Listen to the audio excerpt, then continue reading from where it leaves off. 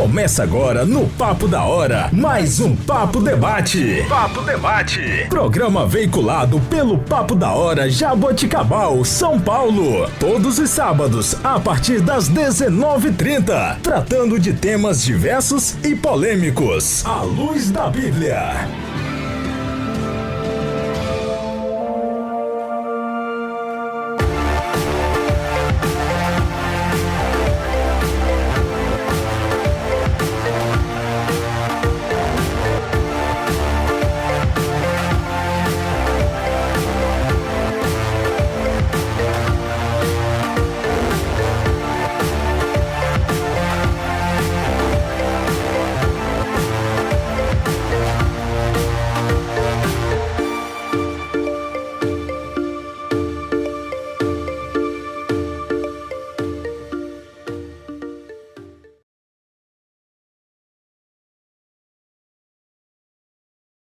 Muito bem, então, começando mais um Papo Debate para você aqui no Papo da Hora, no estúdio, juntamente conosco aqui em Jaboticabal. Já queria dar as boas-vindas aos debatedores presentes aqui conosco, pastor Giancarlo Magosso Ache, é isso?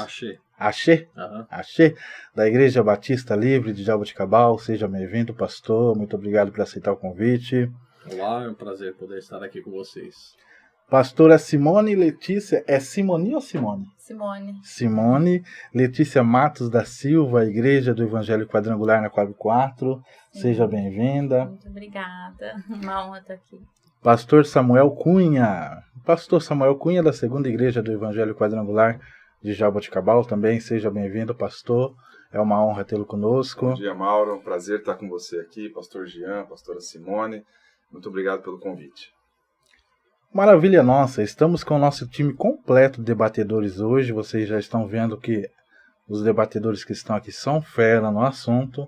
E o tema que vai abençoar a sua vida já está passando aí para você qual é o tema de hoje, tá? E fique ligadinho conosco, tá? Já vai compartilhando, já vai convidando as pessoas para assistir esse podcast, que vai ser bênção na vida de todos em nome de Jesus.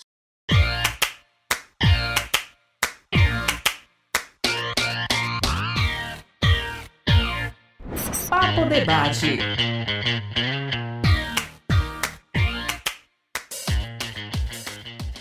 Muito bem, então. O primeiro relato de uma pessoa que enviou para a gente, pastores e pastora, ela diz assim: cada vez que uma provação vem a mim ou a minha família, penso no que diz a Bíblia em Salmos 46:10.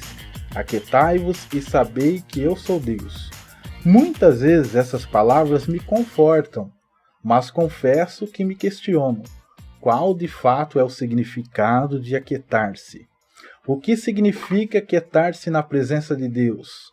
Se aquietar no meio da tormenta, da intensa atividade de um vulcão que às vezes está em erupção. O que exatamente a princípio fazer para que isso aconteça? Como permanecer calma, relata uma pessoa, enquanto uma tempestade se enfurece ao nosso redor. E você que está assistindo, como você lidar com esse assunto quando chega até a sua vida? Deixe aí nos comentários a sua opinião, que para nós é muito importante. Gostaria de começar ouvindo o pastor Samuel Cunha. Pastor, junto com esse relato dessa pessoa e também com o Salmo 46:10, o que significa aquietar-se? Mais uma vez é um prazer, Mauro, estar aqui com você, principalmente na presença de todos os nossos internautas, pastora Simone, pastor Jean, mais uma vez os meus cumprimentos. É um tema bom de ser discutido e também um pouco difícil de entender, porque afinal de contas eu costumo dizer lá na igreja que descansar no Senhor, se aquietar no Senhor, também é uma prova de fé muito grande, porque nós somos emoções, carne, osso, sangue, né? Eu costumo dizer que nós não temos fios, nós temos sangue dentro de nós, emoções, sentimentos. E o ser humano, ele é muito imediatista. A tendência é resolver as coisas, querer resolver as coisas em cima da hora. E do dia para a noite. E descansar no Senhor não é uma tarefa tão simples, levando em consideração da nossa essência imediatista. Se nós olharmos para a palavra aquietar-se diante do Senhor, aquietar-vos no hebraico significa raf. Raf é deixar, não se envolver, deixar cair, não se envolver e deixar para Deus aquilo que é de Deus. Deixar para Deus fazer aquilo que é para Deus fazer. Aquilo que para nós realizarmos, Deus vai nos dar capacidade para isso. Agora, tem momentos que tem situações que não dependem de nós. Nós não temos força. E todas as vezes que nós quisermos entrar numa batalha que não é nossa, a chance de sucumbir é muito grande. Se nós olharmos este cântico do Salmo 46, nós podemos levar em consideração, os estudiosos, enfim, detalha muito a luta de Ezequias contra Senaqueribe. Ezequias, ele consertou Judá, né? Ele destruiu todos os altares, destruiu todas as oferendas aos deuses pagãos. E depois de consertar, depois de ter uma vida com o povo ter uma vida com Deus novamente, aí vem as provações. Afinal de contas, nós temos um inimigo das nossas almas que ele trabalha 24 horas para nos destruir. E todas as vezes que nós fazemos esse conserto, essa vida com Deus, é claro que nós adquirimos essa oposição. Isso é natural. A partir do momento que Ezequias ele se entregou e ele consertou Judá, ele entrou numa oposição muito grande com Senaqueribe, rei da Síria, mandando uma carta dizendo que destruiria Judá. E ali o povo ficou angustiado. O povo ficou desesperado, porque agora? Senaqueribe vinha de uma família de reis. Não era qualquer pessoa. Era muito pesado, era um homem muito forte, era um reinado muito forte, vindo de famílias de reis, homens treinados e poderosos. E Judá não tinha isso. Mas Judá tinha se consertado diante de Deus. Judá tinha a graça de Deus. E é interessante quando nós entramos nessa palavra aquietar-vos, no hebraico significa raf, e é descansar e fazer somente aquilo que é seu, e o que é de Deus. Ezequias, ele foi lá, o que ele podia fazer para se proteger? Ele foi lá, consertou os muros, tinha muitas brechas nos muros, e construiu outro.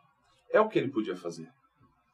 Depois ele viveu a palavra de Isaías, que disse assim, olha, a luta é do Senhor, vamos entregar para Deus. E Deus foi lá, né, muito resumidamente, o Senhor mandou o seu anjo com um homem e derrotou todos os homens treinados de Senaqueribe.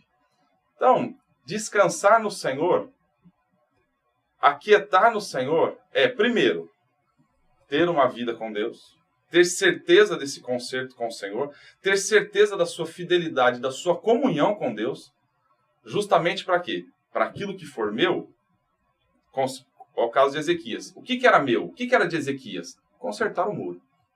Consertar as brechas e construir um novo muro. Derrotar 185 mil homens, esquece, não tinha a mínima chance dele fazer essa batalha de Deus. Então, o que ele fez? Através da palavra de Isaías, descansou no Senhor e falou isso para o povo, olha, descansa, Deus vai agir. E Deus age, porque Deus abençoa aqueles que são fiéis a Ele. Maravilha. Pastora Simone, a pastora concorda? O que acrescenta a fala do pastor Samuel Cunha? Fique à vontade. Sim, concordo, né? Eu acredito que realmente é deixar, né? É confiar, colocar na mão do Senhor e tomar uma posição, né? Uma atitude, né? Diante, todos nós vamos ter situações para enfrentar, para viver, mas é como nós vamos se posicionar diante de uma situação. Se a gente vai se render ao desespero, né? As emoções, tudo, ou se a gente realmente vai entregar no Senhor, confiar no Senhor verdadeiramente, acreditar, né, usar a nossa fé e realmente confiar, acreditar no Senhor, de verdade. Maravilha. Pastor Jean, fica à vontade. O Samuel falou, né, a pastora também, mas é perfeito. Eu só queria acrescentar algo em relação à definição dessa questão do aquietai-vos, que na verdade é por trás dessa pergunta está o problema maior de todos nós cristãos. Até que ponto eu creio de fato, né, no que a Bíblia me diz, né? A psicologia tem uma expressão muito interessante, que é a crença básica. Crença básica é o que realmente eu acredito na hora da dificuldade. Eu posso dizer que eu creio nisso e naquilo, posso, né, falar com os meus lábios, mas quando eu estou passando por uma situação, é aí que eu mostro realmente o que eu acredito. Isso é chamado na psicologia crença básica. Na nossa fé, é isso aí. Nós sabemos muitas coisas, mas na hora do vamos ver, né, é que nós manifestamos realmente o quanto nós confiamos. E o aquietai-vos fala de um lado, né, como a pastora Simone disse, de não se apavorar e, né, não temer, mas o aquietai-vos também fala sobre ativismo, né? A ideia aqui, né, até o Samuel colocou bem também, quando Deus diz aquietai-vos porque eu sou Deus, ele está dizendo não façam nada, né? Eu, por exemplo, tenho um perfil na minha vida de muita praticidade. Então, quando eu vislumbro algum problema que está acontecendo, alguma necessidade na família ou no ministério, eu já começo a arquitetar o que eu tenho que fazer. E a gente começa, então, a realizar e correr atrás, e várias situações eu percebi que havia uma ansiedade, fui, fiz, me organizei, e, na verdade, Deus tinha outra resposta ali. Então, o aquietai-vos, na minha opinião, é isso. Não entra no ativismo. Há momentos da gente fazer o que nós temos que fazer, mas o aquietai-vos, eu acho que é nesse sentido. E aqui, olhando pelo contexto desse salmo mesmo, acho muito interessante que traz algo para os nossos dias. Se a gente olhar no Salmo 46, que foi no verso 10 aqui, mas o verso 6 diz: as nações estão em confusão, e seus reinos desmoronam. A voz de Deus troveja e a terra se dissolve. O Senhor dos Exércitos está entre nós, o Deus de Jacó é a nossa fortaleza. Então, o salmo judaico sempre tinha como pano de fundo as nações, o que estava acontecendo ao redor deles. E hoje nós estamos vivendo isso, né? As nações estão apavoradas, estão desmoronando. As notícias que nós ouvimos, China, Rússia, recentemente, Brasil, essas notícias, elas vão nos apavorando, elas vão causando temor. E as pessoas então ficam ansiosas, e quando a gente fica ansioso, você começa a traçar um plano, o que eu tenho que fazer? E aí fica muito difícil nós realmente acharmos esse tempo, até o que eu posso fazer, e daqui para frente eu tenho que me aquietar. Não só não me apavorar, mas também parar o ativismo. Então eu acho que é por aí. E na nossa fé, em todas as áreas, se você puder pensar nisso, né? Qual é aquele momento que eu creio, entrego, e qual é aquele momento que Deus mesmo pede que eu faça alguma coisa. Então esse é o grande dilema da nossa fé. Maravilha, então esse é o seu Papo Debate. Para você que está assistindo a gente, como que envia a sua pergunta, né? Tá passando para você aí o nosso Telegram, né? Não sei se amanhã ou depois a gente vai ter o Telegram, tá bom? Mas eu vou deixar o número do WhatsApp, você já fica sabendo qual que é o próximo tema e envia aí as suas dúvidas, as suas perguntas. O Telegram também vou colocar, se por acaso ainda estiver funcionando a partir de hoje, você tenta entrar lá. Quem é que não já passou por um momento desse? Quem é que não já ouviu alguém dizendo calma, calma, e a pessoa ficou mais nervosa? Quando a pessoa está nervosa, você vai pedir calma para ela, ela fica mais nervosa ainda, né? Mas o texto do Salmo 46, e a gente precisa contextualizar, pedir aos pastores aqui, a pastora, para nos ajudar também nesse aspecto. Ele começa com uma definição sobre o Senhor e sobre a sua ação. Deus é o nosso refúgio e fortaleza, socorro bem presente nas tribulações. Para chegar lá no versículo 10, ele passa por vários outros pontos, mas queria destacar exatamente esse aspecto que apresenta Deus como nosso refúgio e como nossa fortaleza. Esse entendimento divino da presença de Deus como refúgio, para onde a gente corre, e fortaleza, com quem a gente se esconde, ou com quem a gente fica, numa hora como essa. Acho que traz para a gente um entendimento bem importante sobre a presença de Deus ao nosso lado. Amém? Microfones abertos para os pastores. O salmista, ele entendo que ele começa essa passagem, Deus é o nosso refúgio e fortaleza, ratificando na certeza, para ser palavra rema na nossa vida, para profetizar isso nas nossas vidas, e passar por esses obstáculos e por essas dificuldades, por essas ansiedades da vida, como o pastor Jean disse, por essas tribulações essas que às vezes nós temos superdimensionados, ou até mesmo não, às vezes são tribulações grandes mesmo, são tribulações difíceis, mas para entender que esse tipo de luta, esse tipo de tribulação, eu não consigo derrotar, e eu tenho que descansar em Deus, eu tenho que ter muita certeza e muita fé que Deus é maior na minha vida e Deus está comigo. Então o salmista, antes dele falar qualquer coisa, ele fala, pera lá, Deus é o meu refúgio. Isso é fato, isso é certeza, ninguém discute. E é você confiar na grandeza do Senhor das nossas vidas. Quando nós temos essa certeza que Deus é maior e Deus, através do seu Espírito Santo, através da sua graça, através da sua unção, me faz mais do que vencedor, eu começo a viver isso, eu apresento para a luta, dizendo, luta, é o seguinte, antes de qualquer coisa, Deus é o meu refúgio. Isso é fato, é certeza, e ninguém tira essa certeza e essa fé de dentro de mim. Então, para nós, para entender isso, e para apresentar isso para o nosso dia a dia, nós temos que apresentar isso para as nossas lutas, porque, afinal de contas, são lutas que nós temos que atravessar, não adianta. Ninguém vai atravessar por nós, somos nós que temos que atravessar. Nós temos que ter a certeza, pera lá, eu vou passar por essa luta, fato, no mundo tereis aflições, não temas, eu venci o mundo, a palavra já diz isso. Ou seja, eu vou ter que passar por essa luta, mas eu passo para ela apresentando que Deus é a minha fortaleza. Vou ter dificuldade? Vou ter a luta? Vou ter que te enfrentar a luta, não vai ter jeito. Mas eu já estou dizendo, Deus é o meu refúgio. Então, eu acredito que o salmista, nesse cântico, tenha feito isso. Olha, pera lá, antes de eu relatar qualquer coisa das adversidades, eu quero deixar bem claro, Deus é a minha fortaleza, Deus é o meu refúgio. Aconteça o que acontecer, Deus é o meu refúgio e fortaleza. Pastora Simone? Como o pastor Samuel falou, né?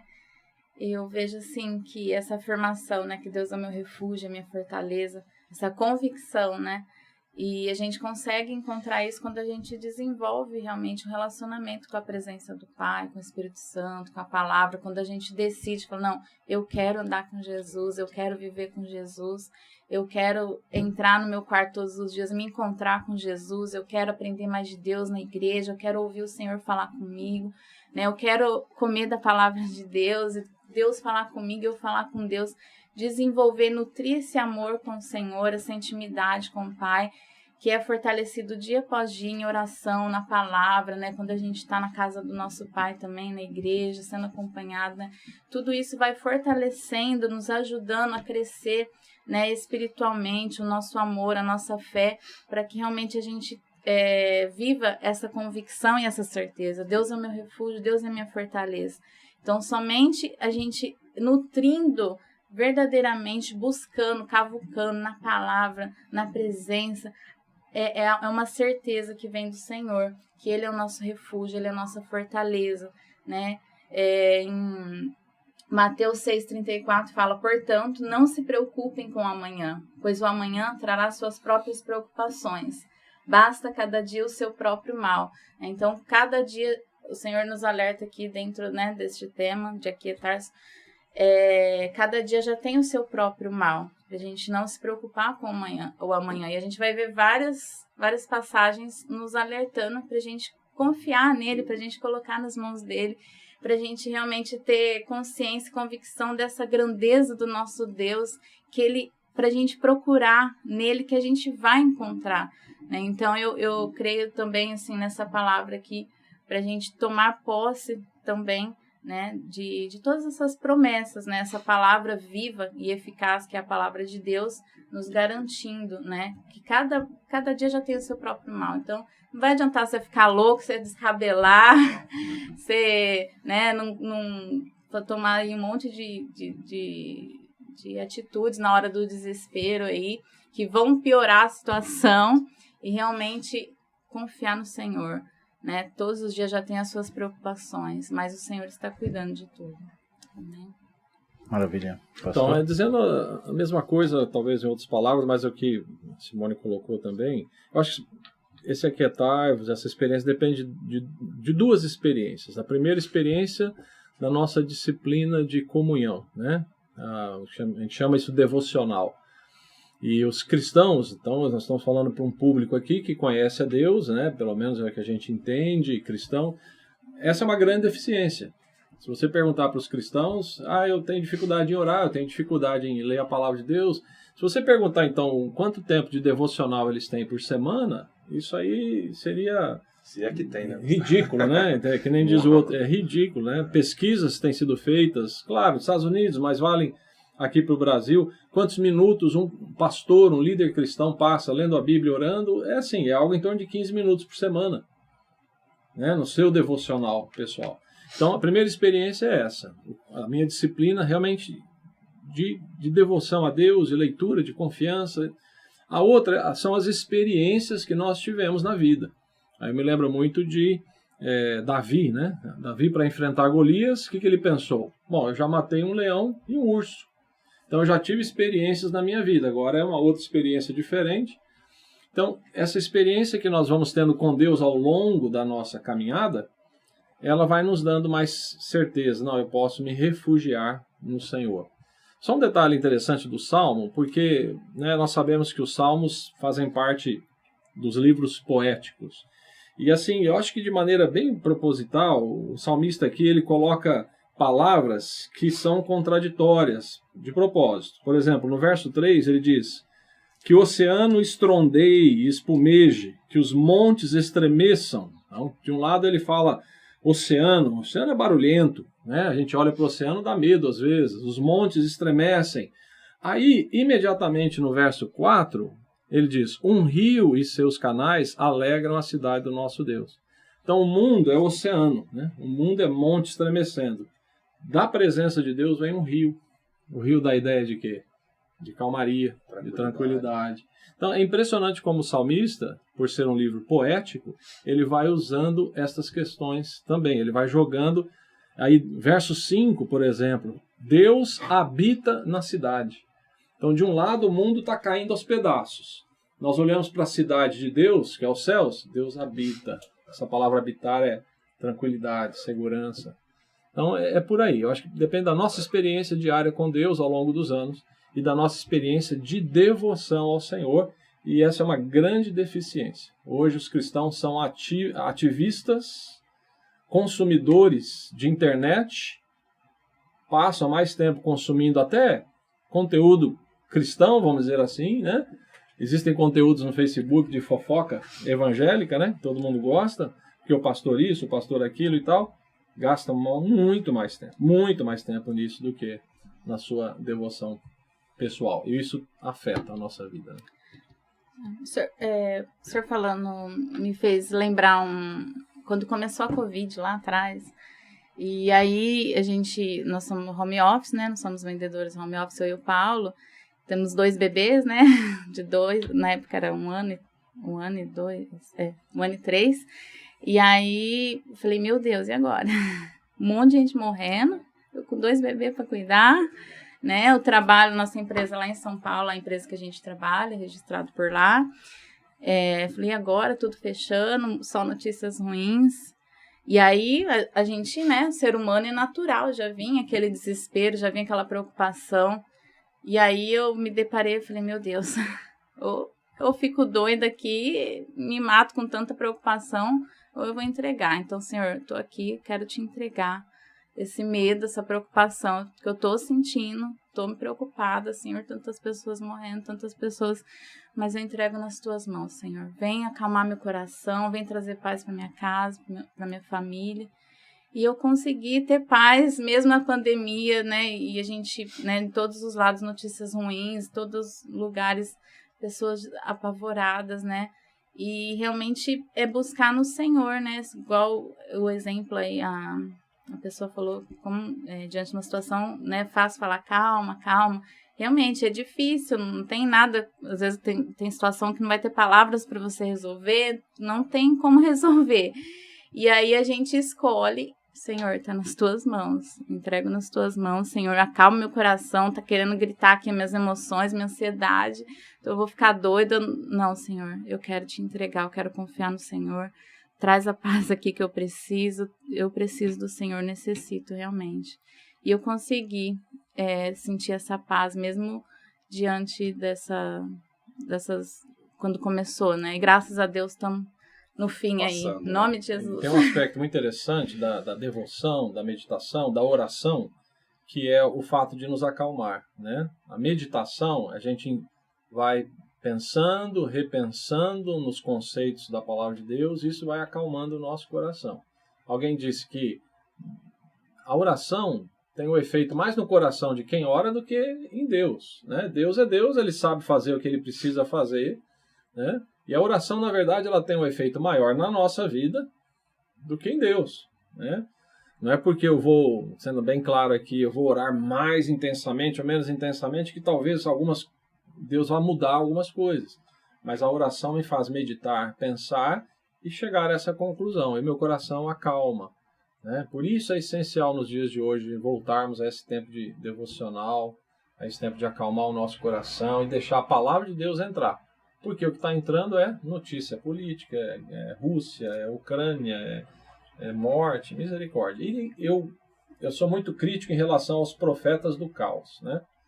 Quando a gente começa a ouvir uma boa notícia, a pandemia está terminando e tal, mas já vem alguém, não, mas peraí, tem a quinta onda, né?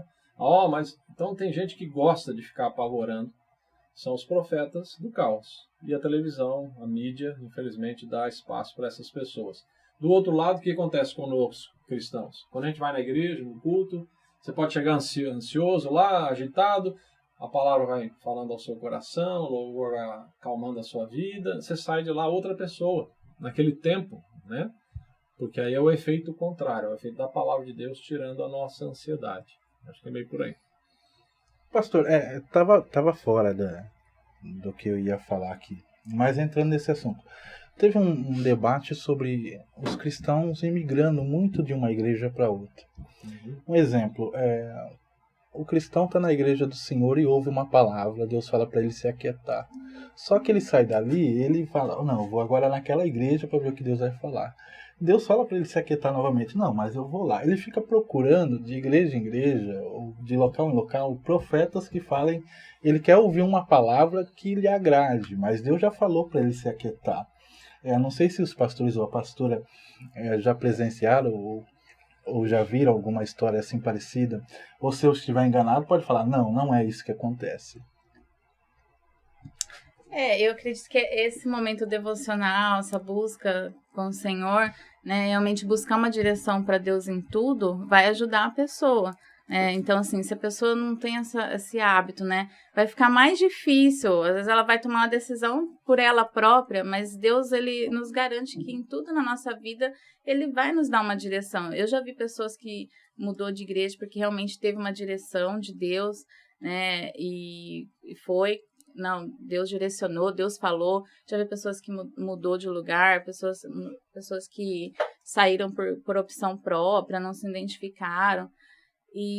Mas eu acredito que realmente em tudo o Senhor nos direciona. Se você orar, se você buscar, Deus vai te trazer aquela paz, né? Aquela certeza dentro do seu coração. E aí depois vai de você tomar a decisão, né? Mas a Bíblia fala pra gente ficar onde a gente foi chamado, né? E eu acredito que você também, quando você está na casa do Senhor, numa igreja, Deus também traz essa certeza para você estar ali. Deus também, eu acredito que as pessoas que né, você falou que às vezes não fica no lugar, né? E aí também tem a questão a pessoa se identificar, né? Hoje tem inúmeras igrejas de vários estilos, vários tipos, mas está sendo pregada a palavra, tem os pastores de Deus, pessoas de Deus, e a pessoa se identificar também, né? Tem um lugar que você vai, qualquer lugar, você não vai se identificar, falando, nossa, o que eu estou fazendo aqui? Mas outro lugar você vai se identificar e você vai ficar bem, você vai florescer, você vai viver tudo que Deus tem. Então, eu acredito nisso também. Maravilha. A questão, assim, é bem claro. Um exemplo que eu quis falar para a pastora são pessoas que ela tem a sua própria igreja, mas ela fica buscando de igreja em igreja ou em locais, querer ouvir profeta para se aquietar. Nós vamos começar a entrar num assunto e talvez essa, porque Sim. realmente aí são pessoas, existem muitos cristãos, vou refazer, existem muitas pessoas que elas não querem viver o evangelho genuíno. Ela quer que a sua vontade prevaleça. Então ela vai procurar, os pastores, né, pastor Jean, até mesmo você, Mauro, pode interromper a qualquer momento. Pessoas, elas querem viver aquilo que o seu coração quer e não o que Deus quer. E aí ela começa a procurar oportunidades. Não estou generalizando, tá? Nosso internauta aí deixar bem claro que isso não é uma regra. E mesmo que fosse, teria suas exceções, como diz o dito popular. Mas, em algumas situações, as pessoas elas querem procurar e elas querem ouvir aquilo que o seu coração quer. E não necessariamente o que o seu coração quer é o que Deus quer. Então, e aí ela começa a procurar. Espera lá, na igreja A não ouviu? Então, não é legal essa igreja. Eu vou para a igreja B. Existem as identificações, tudo isso que a pastora disse, isso é fato, isso existe, lógico. Né? Por isso que eu disse que eu não estou generalizando. Mas é uma grande parcela de pessoas, mas uma grande parcela mesmo. Isso daí é provado por estatísticas, que a pessoa ela procura aquilo que ela quer ouvir. Conforta o seu coração ouvir aquilo que você quer. E aí, quando vem algo que confronta aquilo que você quer, seja de um pastor, seja de um levita, seja de quem for dali da igreja, que não é aquilo, você não gostou porque não é aquilo que você queria ouvir. Aí você vai, né, andando até você encontrar. E vai chegar uma hora que você vai encontrar alguém que fale aquilo que você quer ouvir. Eu entendo, Mauro, e com todo respeito a todo mundo, eu entendo assim, essa pessoa ela não teve um encontro com Deus. Essa pessoa que faz isso, ela não teve. Porque se ela realmente teve um encontro com Deus, não estou dizendo que ela é obrigada a ficar naquela igreja. Talvez ela não tenha se identificado, ela tenha tido um direcionamento. E insisto nessa palavra, porque hoje nós vivemos uma sociedade assim que deturpa muitas falas, né? Então por isso que eu gosto de ficar repetindo isso. Mas se ela realmente teve um encontro verdadeiro com Deus, ela não vai procurar aquilo que ela quer. Ela vai procurar aquilo que Deus quer para ela. E às vezes, o que Deus tem para nós sempre é o melhor. Não tem a mínima possibilidade de ser ruim aquilo que Deus quer para nós. Mas existem situações, em todas as situações dos projetos de Deus para as nossas vidas, o tempo certo de Deus. E quando nós queremos antecipar as coisas, eu costumo dizer o seguinte: Deus, ele não vai chegar atrasado, mas ele também não vai chegar adiantado. Ele vai chegar na hora certa, a hora que ele entende. É que nós, através do imediatismo, através dessa obsessão por conseguir as coisas para amanhã, para não esperar o tempo do Senhor. Afinal de contas, o tempo de Deus, às vezes para mim, pode demorar. No meu entendimento pequeno como ser humano. Porque o meu entendimento como ser humano é pequeno. E aí é onde a pessoa fala, não. O que o Samuel disse, para mim, não serve. Eu vou lá para o pastor Jean. O pastor Jean também não serve. Eu vou para a pastora Simone. O que falou a pastora também não serve. Eu vou lá para o Mauro. O que o Mauro falou também não serve. Vai chegar uma hora que ela vai encontrar. E aí é o grande perigo, o grande risco. Eu costumo ter um fato há muitos anos na nossa igreja. Desculpa me alongar. Depois você edita, se for necessário. É um fato muito grande da nossa igreja. Há muitos anos atrás, acredito que há uns 20 anos atrás, mais ou menos, nós tínhamos uma família que ela adorava campanha. Adorava campanha. Todo tipo de campanha frequentava. Ah, mas e o culto normal? Não. Só quando vinha campanheiro. Então, na época a gente tinha costume de trabalhar aí cada 2, 3 meses, 4 meses, nós fazíamos uma campanha e aquela pessoa. E nós tínhamos um pastor, na época, né? Nós perdemos o contato, há muitos anos atrás. E esse pastor ele veio fazer uma campanha, e essa família chegou e levou para jantar e fez. E a pastora Cleusa nunca foi honrada. Mas o pastor profetizou até falar chega na vida daquela pessoa. E aquela pessoa, a profecia era o que ela queria ouvir. Muito bem. Um ano e pouquinho depois, deu tudo errado. Aí quem que procurou? A pastora Cleusa. Pastora, mas fulano falou e foi.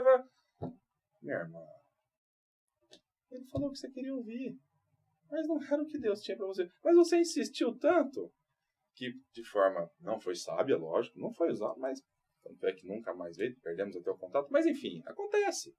Você ouviu o que você queria ouvir, mas não era o que Deus tinha para você, era o que você queria. Ué, você não vai na igreja, você não participa da Santa Ceia, você só acha que campanha e profecia vai fazer parte da sua vida? Cadê a sua comunhão com Deus? Cadê o seu dia a dia com Deus? Cadê o seu devocional com Deus? Cadê a sua leitura com Deus? Cadê a sua oração com Deus? Não, você está preocupado com campanha e com profecia. Sinto muito me informar. O que você queria não era o que Deus tinha para você. Mas temos livre-arbítrio. Nós insistimos tanto que chegou uma hora que Deus nos dá. Então toma. É o caso. É o caso que aconteceu com Ezequias. Se ele resolvesse lutar com Senaqueribe, imagina, ele ia passar vergonha. Não ia passar vergonha, não ia lutar. Não tinha a mínima chance de lutar. 185 mil homens. Descansa. Deus vai fazer. Agora, você acha que Ezequias não queria derrotar Senaqueribe o mais rápido possível? Lógico que queria. E ele poderia forçar uma situação. E às vezes é o que acontece, Mauro. Em alguns casos, muitas pessoas forçam uma situação. Querem as coisas, o tempo de Deus. Eu programo alguma coisa, mas eu não sei se essa minha programação é a programação de Deus. E se não for, tá tudo certo. Deus vai me conduzir. Deus vai deixar. Eu tinha tantos projetos. Eu já tive tantos projetos na minha vida pessoal, por exemplo, falando de mim agora. E esses projetos não necessariamente aconteceram. E hoje eu entendo, não era o propósito de Deus. E Deus me confortou de outras coisas. E hoje eu vejo que, poxa, o que Deus me deu foi muito melhor do que o que eu tinha. Mas o imediatismo de ouvir aquilo que nos conforta, infelizmente, hoje ainda fala mais alto e faz com que as pessoas comecem a buscar na igreja A, na B, na C, no pastor B, no pastor C. Entendeu? Chegou uma hora que ela vai encontrar. Eu acho que essa questão ela tem um pano de fundo também. Nós vivemos num período, num século, em que as pessoas rompem muito facilmente as suas alianças.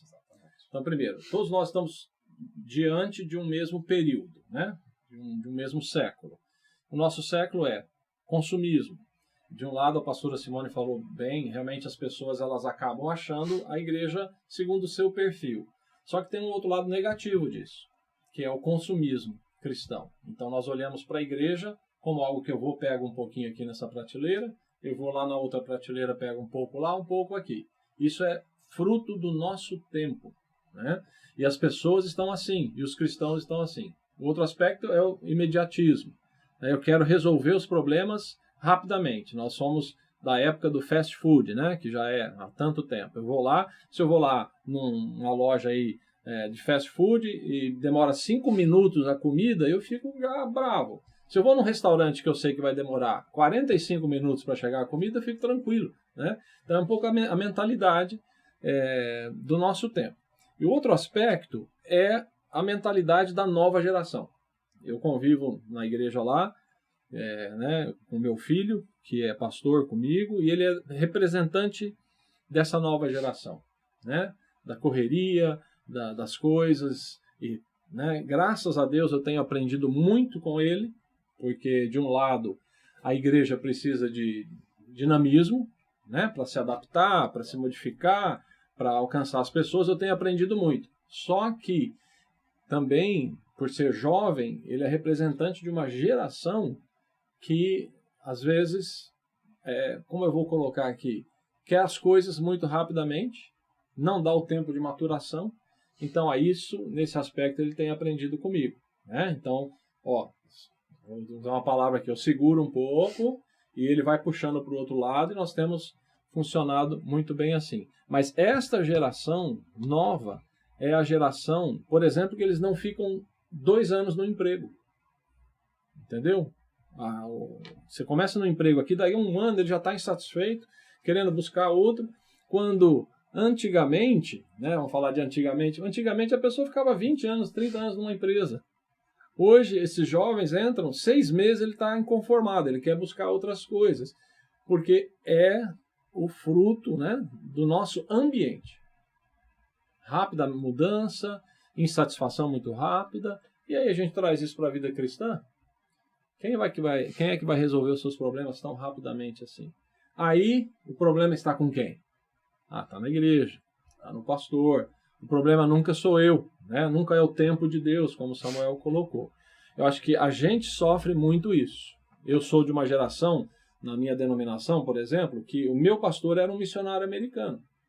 E eu faço parte da transição denominacional. Então, eu fui pastoreado por um americano, agora eu sou um pastor nacional, e os pastores e a próxima geração que veio é tudo brasileira. Então, eu tenho esses 2 lados, né? Mas a gente hoje enfrenta essa ansiedade e essa rapidez de mudança, não é só na igreja, em todas as áreas, mas a igreja está sendo afetada. A pessoa, quando relata seu assunto, ela apresenta na perspectiva da aprovação que gera naturalmente ansiedade. Não necessariamente a ansiedade como tema que está prevalecendo no olhar dela. Parece ser uma circunstância diversa, que chega em geral, chega sem avisar, que chacoalha tudo, que mexe com a estrutura, a família, os amigos ficam todos ali perplexos diante de tudo isso. E ela, no meio desse mar revolto, entende que precisa se aquietar. Entende, ou seja, racionalmente, há compreensão. Ou seja, essa pessoa do relato, ela entende, a razão dela entende que ela tem que se aquietar. Mas aí entra também outro fator, a emoção. A emoção não entende. Como a gente falou, tem muitas pessoas aqui que não entendem, minha razão eu tenho que me aquietar. A palavra de Deus diz para me aquietar. Mas a emoção, a pessoa fica eufórica, querendo uma resposta, não esperando o tempo de Deus, ou não se enraizando naquela denominação.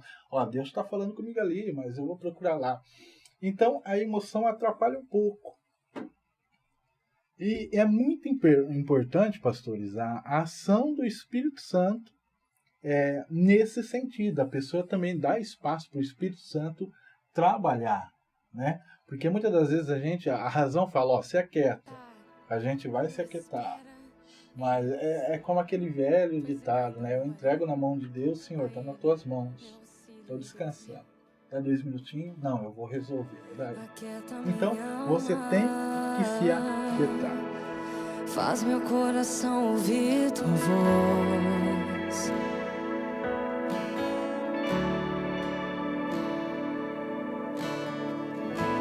Me chama pra perto,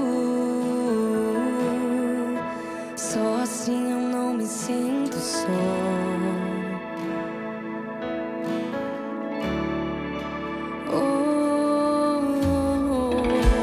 Aquieta minha alma, faz meu coração ouvir tua voz.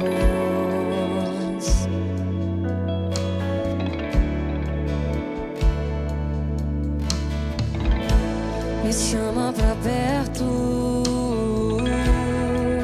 só assim eu não me sinto só.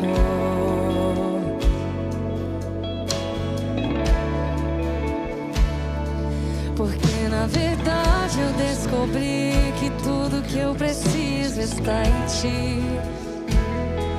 Mas meu coração é teimoso demais pra admitir.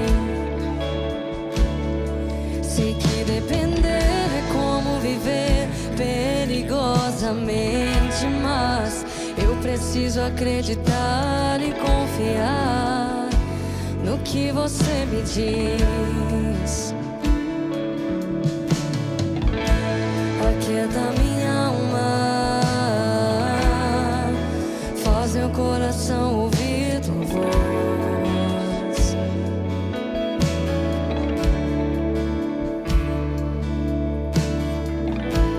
me chama pra perto. Só assim eu não me sinto só.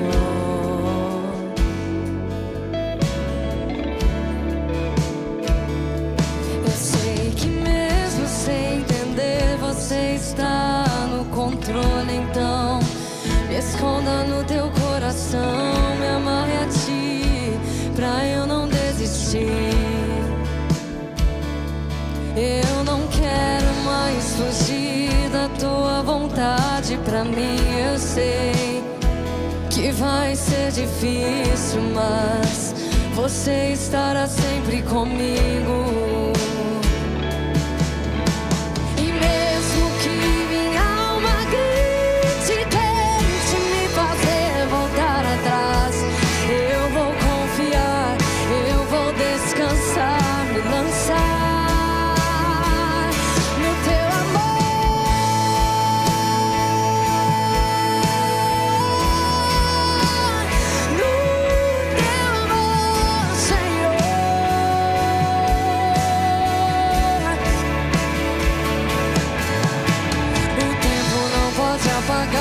muitas águas nunca levarão o amor que você sente por mim. Eu sei que tudo vai se cumprir. O tempo não pode apagar. Você está ouvindo Papo Debate. Participe pelo WhatsApp 16 98867 0921. Maravilha! Vamos a mais um relato aqui para os pastores, a pastora. Mas como usar a fé? Eu creio nele, mas não consigo aquietar a minha alma. Ou eu sou fraca, ou eu não tenho fé. Me ajudem, debatedores.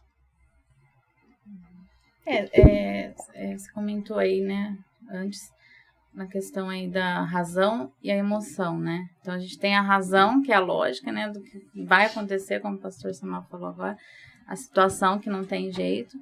E eu acho que aí entra a fé, né? Dentro da nossa emoção também, né? Porque a fé nos traz essa certeza, nos faz acreditar, né? Mesmo diante da situação que você não vê uma saída, que você não vê, mas você tem essa certeza que vai acontecer, que Deus vai te dar capacidade, que Deus vai fazer você atravessar esse momento, passar por este momento em paz, né? Como fala na palavra, lançando sobre ele toda a nossa ansiedade, porque ele tem cuidado de nós. Então, acredito que a gente fica aí diante também da razão e da nossa fé. Realmente usar a nossa fé, né? Acreditando de verdade que o Senhor é por nós. Maravilha. Pastores? Antes de responder a internauta aí, melhor, respondendo a internauta, eu definiria isso, eu vou tomar para mim, então, como se eu estivesse fazendo essa pergunta, tá? Não sou melhor que ninguém, diferente, pelo contrário, sou igual a internauta que fez essa questão, porque eu também tenho as minhas questões. As minhas questões podem não ser as mesmas que a dela, mas tenho as minhas questões com Deus também.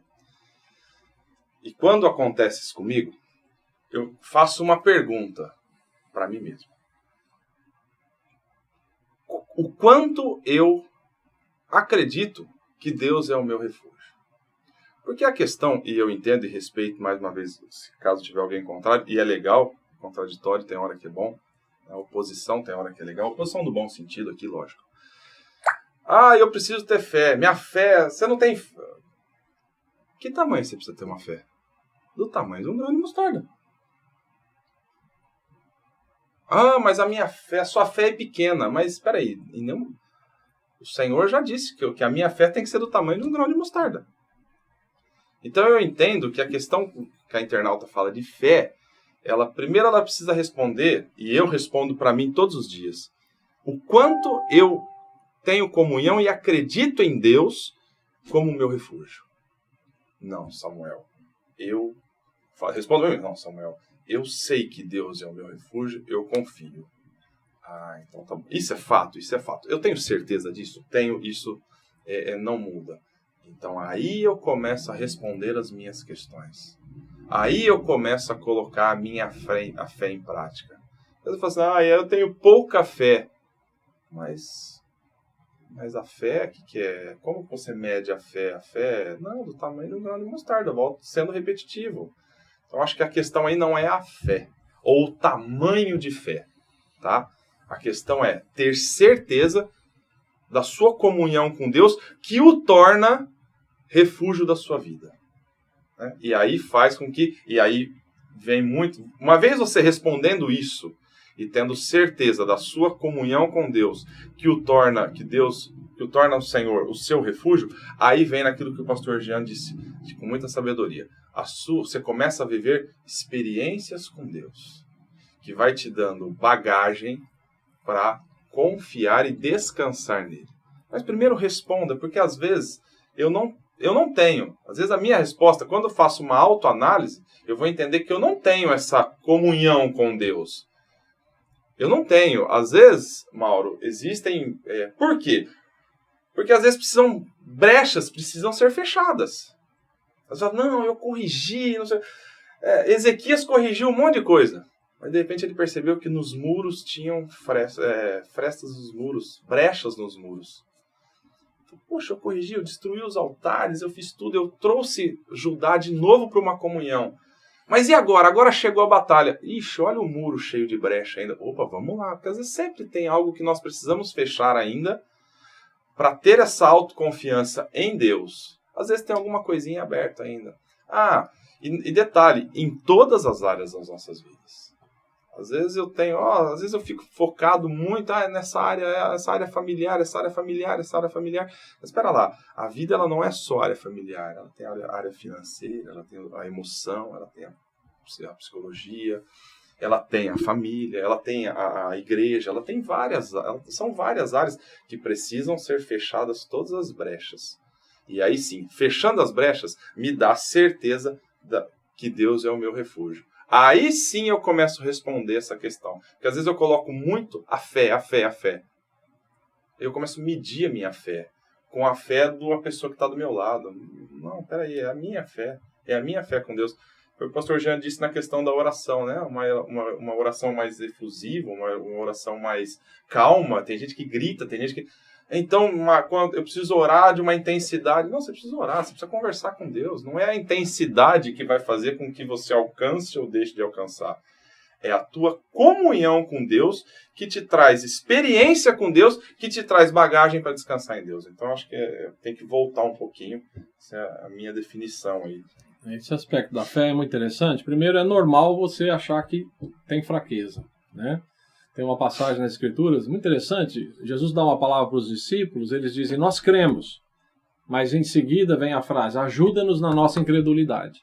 Ele tinha acabado de dizer que tinha fé, e depois disse, Senhor, me ajuda porque eu não tenho fé. Então esse dilema é muito comum. Mas aí passa por uma série de coisas. A pessoa, às vezes, ela se acha fraca na fé porque ela se compara com outras pessoas, e ela se compara olhando a pessoa no culto. Nossa, fulano lá, parece que levanta as mãos, fecha os olhos, ora com tanta intensidade, eu gostaria de ter uma fé como fulano. Isso aí é ilusório, né? Então a pessoa olha para aquilo que é exterior, né? Externo, achando que aquilo é expressão de fé. Na verdade, é normal que você se sinta fraco, com falta de fé, mas nós precisamos entender que, como Samuel disse, o que é necessário para a fé é o tamanho do grão de mostarda. Mas também não compararmos com a vida de outras pessoas, não compararmos com aquilo que é exterior. Então é normal ter incertezas, mas aí depois a gente volta, né, para a palavra, para as escrituras, para o que Deus fala, para a comunhão, e aí a sua fé é nutrida. Tem uma passagem, Mauro, rapidamente, nisso que o pastor Jean está dizendo, na questão da fé, e eu debati aqui porque há 2 semanas atrás vivi isso dentro da igreja. Nós estamos numa fase da nossa igreja de construção e tal, e todas as vezes que a gente prega, né, não só eu, mas todos os pastores da igreja, a gente incentiva, nós vamos, nós vamos entrar e o templo vai acabar, e chegou uma irmã da igreja e disse assim, pastor, o senhor fala da igreja de uma forma, da construção, olha, que fé poderosa. Eu falei, irmã, não é a fé, é a certeza no Deus que nós temos crido aqui na igreja e em tantas outras igrejas, enfim. É a certeza que Deus está no controle de todas as coisas.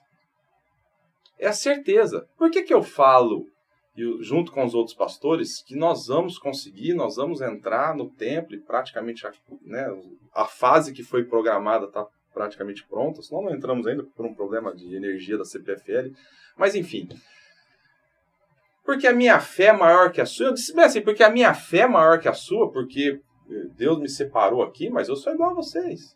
Não, é porque eu tenho certeza do Deus que eu tenho crido. Eu tenho certeza que Deus está no controle. Essa certeza me dá a garantia de falar, não, nós vamos conseguir. Nós vamos entrar. Não é porque eu tenho uma fé maior que a sua, não, é porque eu tenho certeza. O dia que a irmã tiver a mesma certeza que eu tenho, que tantas outras pessoas têm, a senhora também vai falar isso. Vai falar, opa, vai dar certo. Eu vou conseguir. Às vezes pode estar do avesso, você pode estar de ponta cabeça, determinadas áreas da vida, de uma situação muito complicada. Mas nunca perca, a nossa internauta, nunca perca a certeza. E se não tem, vai lá, vai buscar comunhão. Vai fechar as brechas e buscar comunhão com Deus. Através das suas orações, leituras devocionais e orações e culto com o Senhor. Vai buscar a certeza que Deus é o seu refúgio. Através dessa certeza, aí sim você vai conseguir as coisas. E não é na questão de medir o tamanho de fé. Maravilha! O que exatamente a princípio fazer para que isso aconteça? Como permanecer calma enquanto uma tempestade se enfurece ao nosso redor? Gostaria de lembrar aqui uma passagem não, contar algo. Quando a gente lembra, por exemplo, o povo de Deus que atravessou o Mar Vermelho e depois, posteriormente, o Jordão, dá a impressão que quando chegaram diante do rio, eles já tinham uma experiência, ainda que não fosse aquelas mesmas pessoas, né? Mas eles tinham uma experiência, aí a gente sabe que não eram as mesmas, mas o sentido de que, olha, o Deus que a gente serve já abriu o mar. Ele já abriu o mar. Se abre o mar, ele pode abrir o rio. O Senhor que me deu alimento no passado, pode me dar alimento hoje. O Senhor que me curou no passado, pode me curar hoje. O Senhor que esteve comigo no passado, Ele pode estar comigo hoje. O quanto a nossa experiência é capaz de alimentar a nossa fé na travessia de um deserto em nossa vida. Foi até falado aqui a questão da experiência, né? A experiência realmente ela nos edifica, ou seja, eu tenho experiência, Deus já proveu para mim, já curou lá, então eu vou ficar tranquilo, eu vou me aquietar diante de Deus. Pastores? Eu acho que tem um aspecto interessante sobre isso. Se você pensar na relação de pai com filho, uma criança ela nasce totalmente desprotegida, mas ela não questiona se ela vai se alimentar, ela não questiona se ela vai estar protegida, porque ela, mesmo inconsciente daquilo, ela recebe tudo isso, né? Proteção, alimento, né? A criança que mama, né, no peito da mãe, ela não tem consciência, mas ela está sendo alimentada e só mais tarde, mais lá para frente, que ela vai, vamos dizer, entendendo o custo de tudo isso. Então essa relação pais e filhos, podemos comparar muito com a nossa relação com Deus, né? Eu acho que é algo natural, a criança está recebendo proteção, alimento, mas ela não tem nem consciência disso, para ela isso é algo natural, né? Que o mundo já lhe deu, a vida já lhe deu. Então, se nós chegarmos a esse nível de consciência no nosso relacionamento com Deus e nas nossas experiências, aí nós vamos enfrentando. Eu acho que o normal da vida é o seguinte, você vai enfrentando pequenos desafios, você vai vencendo e virão sempre desafios maiores, né? Essa ideia de que eu venci um desafio aqui, graças a Deus, acabou tudo, não, vai te jogar para um desafio ainda maior. Essa é a nossa vida. E olhando para a experiência minha pessoal, de tantas coisas que eu já vivenciei, hoje eu sou mais tranquilo em relação a questões financeiras, por exemplo, né? Porque já tive tanto suprimento de Deus, tantos milagres aconteceram na minha vida, que hoje eu já sei que pode vir, né? Deus pode abrir uma porta que antes eu não conhecia. Por exemplo, na vida financeira, ou na área de saúde, né? Dos nossos filhos, da nossa família. Deus, já vi tantos milagres acontecendo. Recentemente eu tive uma história que não dá para contar detalhes aqui, mas de saúde gravíssima de um filho meu, que a gente nem, né, divulgou isso, e vivenciamos um milagre assim tremendo. Então a gente vai aprendendo com situações assim e você vai se aquietando, entendeu? Você vai se aquietando por causa das experiências que você teve. Então a vida cristã é uma caminhada, é um conjunto de aprendizado. Acho que é por aí. Pastora Simone? Eu acredito que diante da provação, né, Deus para tudo tem um propósito, né? Deus sabe de todas as coisas, né? E a gente sempre sai fortalecido, né? Como o pastor já falou, é algo além do que a gente imagina, né? Eu lembro quando eu fui fazer os exames para engravidar, e aí o médico virou para mim e falou que eu tinha uma complicação no útero, o útero dividido no meio com uma membrana, era muito difícil engravidar, e se eu engravidasse, provavelmente perderia, eu teria muitas complicações. Aí o outro exame mostrou que eu tinha só um rim, o outro mostrou que eu estava com pólipo na vesícula, que tinha que tirar a vesícula. E o médico até brincou, falou, eu tinha que parar de fazer exame, tá louco. Né, que eu fui fazer o check-up para poder, né, tentar engravidar. Aí descobri tudo junto. Aí o médico brincou, falou, nossa, teu pai quis tudo pra você, né? E aí no momento eu falei, meu Deus, quanta coisa, por essa eu não esperava, né? E eu cheguei em casa, falei pro meu pai, pra minha mãe, meu irmão virou pra mim e falou assim, é mais testemunho pra contar. Exato. Falei, amém, glória a Deus. Aí ele falou, e não se apega nos desfechos negativos, naquilo que não deu certo, porque você vai lá na internet, né, útero bicórnico, aí você vê só os casos que não deram certo, um monte de coisa, né. E aí, diante daquela situação, é realmente buscar a paz do Senhor. Até deixei um versículo aqui que fala, deixo a paz a vocês, a minha paz vos dou. Não dou como o mundo a dá. Não se perturbe o seu coração, nem tenha medo. João 14, 27. Então, a gente precisa buscar essa paz que Ele nos dá, mesmo diante da adversidade, da notícia ruim. E naquele momento, eu tomei posse daquela palavra que meu irmão me falou. Falou, é mais testemunho para glorificar o nome do Senhor. Eu falei, amém, amém, irmão, recebo, tomo posse. Né? E buscando essa paz do Senhor, e aí eu fiquei 2 anos sem tomar remédio, tentando engravidar, eu e o Paulo, e aí, de repente, né, já estava na mão do Senhor mesmo. Falei, Senhor, já tinha passado por um momento de abalos, né, que nossa, será que eu não vou ter filho mesmo? E aí, de repente, deu um positivo lá, já nem acreditei, a hora que deu, eu falei, meu Deus, eu falava pra moça, é verdade? Ela falou, é verdade, você tá grávida. E aí, foi aquela festa, aí o médico falou, ó, repouso total, muito cuidado. E ele falou, só que é muito perigoso e tal. E aí eu lembro que quando eu fui para ter o Paulinho, meu primeiro filho, né? Nosso primeiro filho, eu acordei com uma hemorragia muito grande.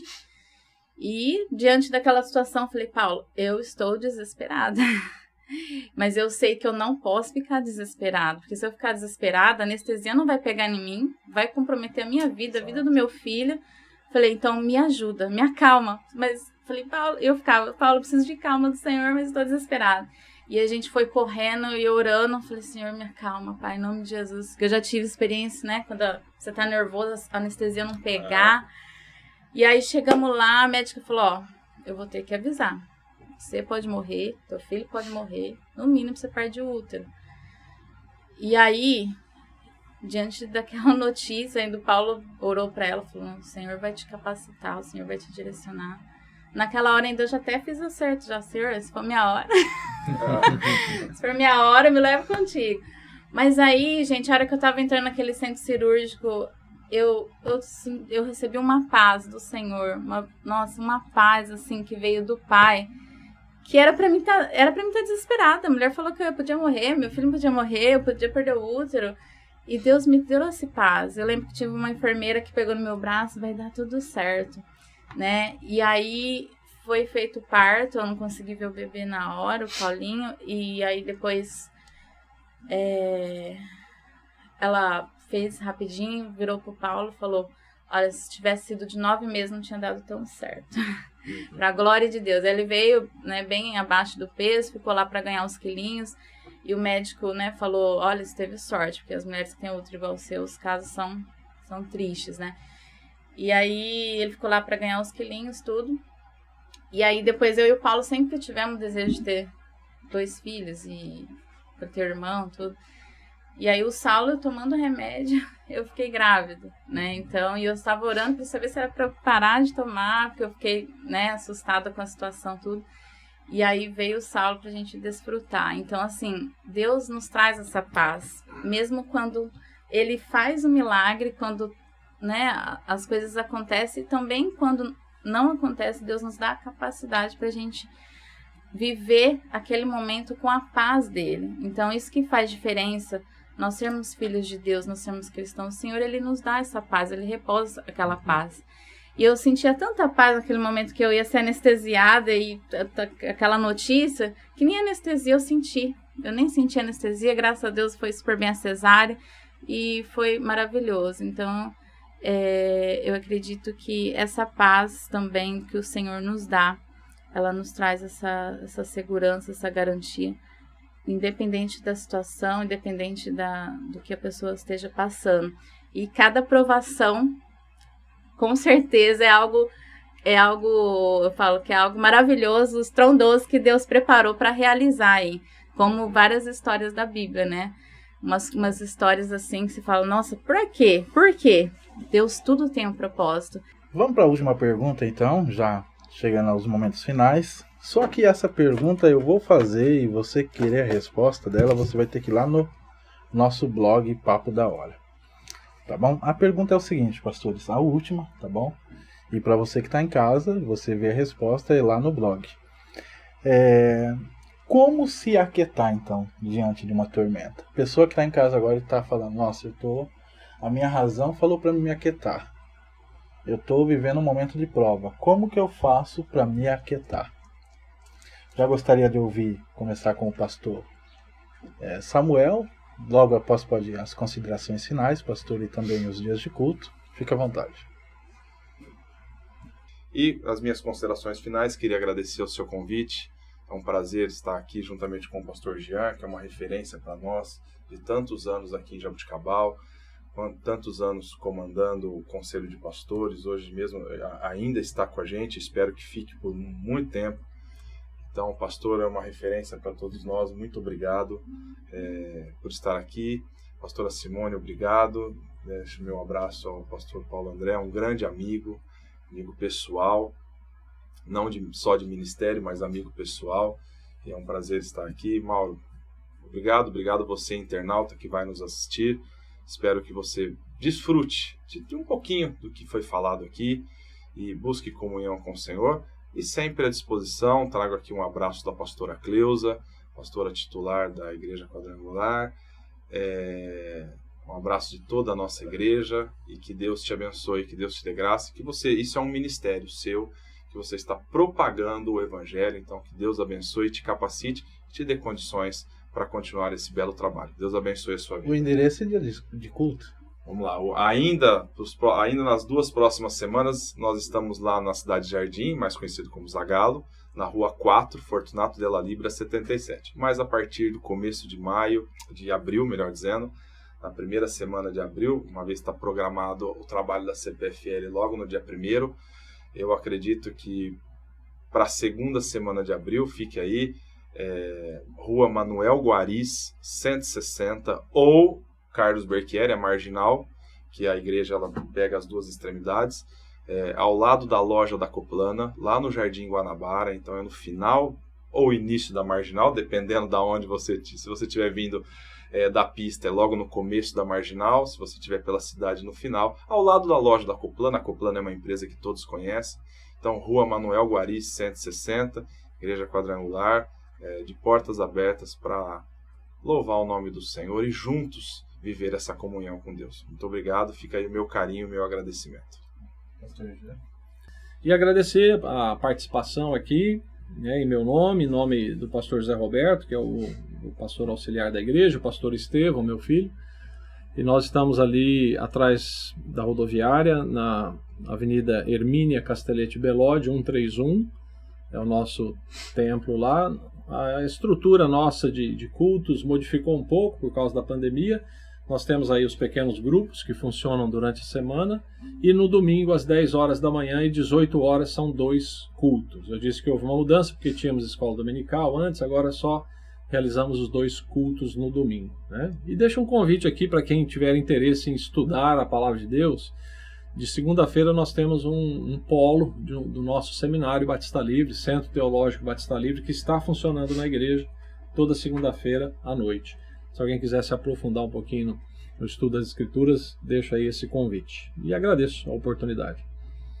E aí a nossa igreja quadrangular C4, Coab 4, eu e o pastor Paulo André, né? A gente também sempre estamos juntos, né? Bom encontrar vocês aqui. E também fica muito feliz, né, de estar podendo estar junto aqui com vocês. E o endereço é Avenida Fortunato João Donadon, 281, Coab 4. Os cultos são de quarta-feira às 20 horas e domingo às 9h30 da manhã e às 19 horas, 7 horas da noite.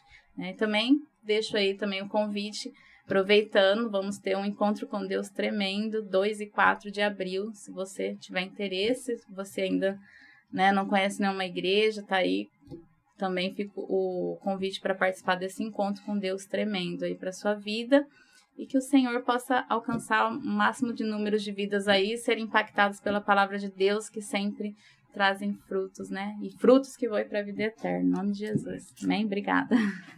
Maravilha, mais uma vez agradecer, pastor Samuel, muito obrigado, pastor Jean, pastora Simone, Deus abençoe. A porta do Papo da Hora está aberta. E provavelmente a gente vai se encontrar muitas vezes aqui. Amém? Amém.